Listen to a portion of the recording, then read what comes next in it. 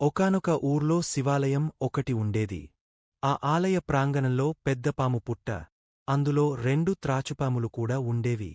గుడికి వచ్చిన భక్తులు గుడ్లు, పాలు ఆ పుట్టలోకి జారవిడుస్తుండేవారు. వాటితో కడుపు నింపుకుంటూ కాలం వెళ్లదీస్తున్న పాములు రాత్రులు మాత్రం బయట సంచరించేవి. కాలం ఇలా నడుస్తుండగా ఓ రోజు పెద్దగాలి, వాన రావడంతో ఆ పుట్టలోకి నీళ్లు చేరాయి. దీంతో అందులో ఉండలేని ఆ పాములు బయటకు వచ్చి శివుని గుడిలో ఆ రాత్రికి తలదాచుకున్నాయి. మర్నాడు ఉదయాన్నే పుట్టలోకి వెళదామంటే నీళ్లు, ఊర్లోకి వెళ్తే జనాలు చంపేస్తారన్న భయంతో పాములు ఆలోచనలో పడ్డాయి. తరువాత అవి శివుడి విగ్రహం వెనకవైపు ఉండటమే క్షేమకరమని భావించి కదలకుండా మెదలకుండా పడుకుండిపోయాయి.